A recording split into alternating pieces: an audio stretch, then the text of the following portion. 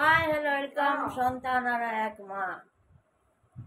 আশা করি আপনারা সকলে খুব ভালো আছেন। ছোটদের ভালোবাসা, গুরুজনদের প্রণাম। এবং চলে এসেছি আপনাদের সঙ্গে সন্তান আর মায়ের সত্য ঘটনা নিয়ে, সত্য জিনিস নিয়ে, তাই না? তো যাই হোক, কিছু কথা বলবো। হ্যাঁ, আমি জানি কিছু কথা বলবো।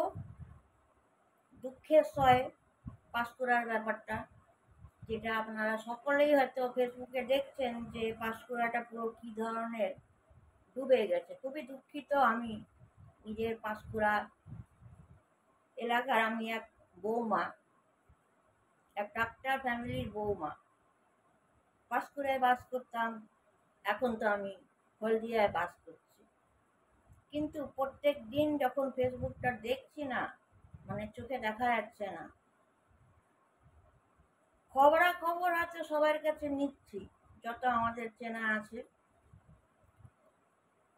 নামটা বললেও নয়, দেবী বলে একজন আছে নিজের মানুষ, তাকে কল করে জিজ্ঞেস করছি, অনিমাকে জিজ্ঞেস করছি, রাজাকে তাকে জিজ্ঞেস করছি, বুলটুদা আছে তাকে জিজ্ঞেস করছি, সুমনকে জিজ্ঞেস করছি, গোপালকে জিজ্ঞেস করছি, আমার যত ছেলের যত বন্ধু সকলকেই ফোন করে জিজ্ঞেস করছি।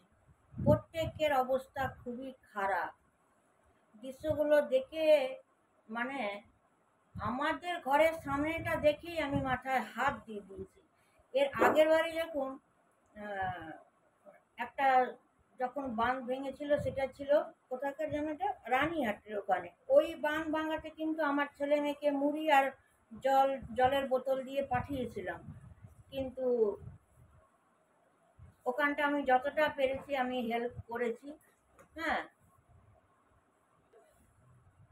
তো যাই হোক, আমি ভিডিওগুলো দিচ্ছি, দেখুন।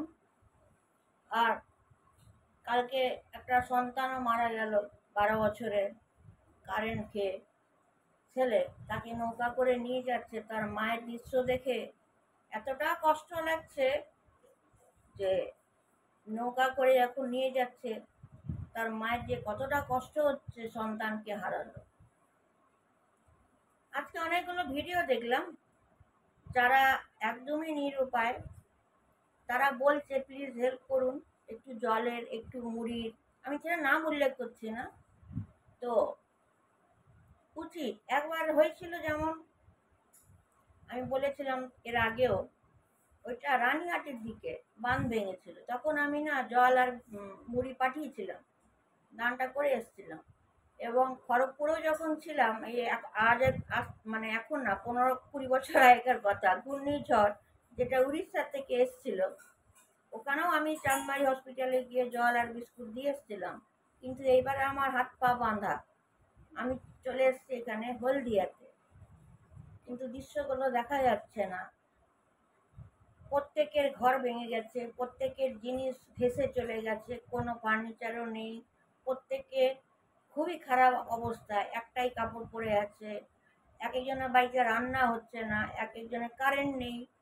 কেউ আবার তার ডিপেন্ড, আবার কি হচ্ছে, জল নেই। যারা গরিব ঘর থেকে বিলং করে তাদের বেশি কষ্ট হচ্ছে। হবেই তো, ওরা টাইমে জল এলেই জল খায়, জলটা বন্ধ। ওরা রোজের রোজগারে সংসার চালায়, সেটাও বন্ধ। এবং ওদের মাটির বাড়ি এক মিনিটেই উড়িয়ে দিল, যেটুকুনো বা বাঁচা কোচা যা হাড়ি করাই ছিল সেটাও চলে গেল। অদ্ভুত দৃশ্য। তো পাঁশকুড়ায় যখন থাকতাম, অবশ্যই আমি যদি থাকতাম যতটা পারার আমি করতাম। তাও আমি আজকে ছেলেকে কল করলাম, সকালে বললাম যে দেখ, আমি তো ফেসবুকে দেখলাম, ছেলেকে নামগুলো বললাম, তোমাদের বলছি না, নামটা না ধরাই ভালো, যে তুই একটু যা, কমসে কম 2 বোতল জলটা দিয়ে আয়। কেন কি, জল একটা শত্রুকেও দেওয়া উচিত। ফেসবুকে যে ধরনের বলছে যে প্লিজ একটু হেল্প করুন, মানে জল খাইনি সে কাল থেকে, খুব খারাপ লাগছে। সঙ্গে সঙ্গে আমি ছেলেকে বলেছি যে তুই আগে যা, জলটা দিয়ে আয়, 2 বোতল জল। কিন্তু ছেলেও যে যাবে, তার তো এত দূর জল, কিন্তু তাও যাবে। আর রইল ননদের যেটা খবর পেয়েছি, কালকে আমার ছেলের সঙ্গে দেখা হয়েছে, তার দাদার, মানে আমার ননদের ছেলে, দিদিকে ওপরে তুলে দেওয়া হয়েছে। দিদি যেহেতু হ্যান্ডিক্রাফট, পায়ের প্রবলেম, দিদিকে ওপরে তুলে দিয়েছে। আর ভাগনা যতটা পেরেছে জিনিসপত্র উপরে উঠাবার চেষ্টা করেছে। আমার ছেলে এই এখন গেল তার পিসির কাছে। আমি বললাম, যা পিসির কাছে গিয়ে যদি পারিস যেধার থেকে হোক পিসিকে নিয়ে আয়, বলবি বলবি মা আর বাবা বলেছে তুমি চলো। কিন্তু দিদি তো পুজো পাঠ নিয়ে থাকে, এবারে ছেলে গিয়ে ওখান থেকে আমাকে ভিডিও কলিং করবে। তো সন্তুর সঙ্গে দেখা হয়েছিল, মানে আমার ভাগনার কথা বলছি, দিদির ছেলের কথা বললো, ছাদ থেকেই বললো আমার ছেলেকে খুব খারাপ অবস্থা। এবারে দিদি তো অনেক কিছু মেনে চলে, আমার বেশি চিন্তা দিদি খাচ্ছেটা কি। এক তো ভাত খান না, ঠিক আমারই মতন না খেয়েই থাকে, ঠাকুরের রাধাকৃষ্ণর প্রসাদ খেয়ে থাকে, আর আমি এদিকে যিশু পিতার প্রসাদ খেয়ে থাকি। তো শুধু দিদিদের চিন্তা করছি না, চিন্তা আমি পুরো পাঁশকুড়ার করছি। ঘর চলে যাক, জিনিস চলে যাক, ফার্নিচার চলে যাক, আবার হয়ে যাবে।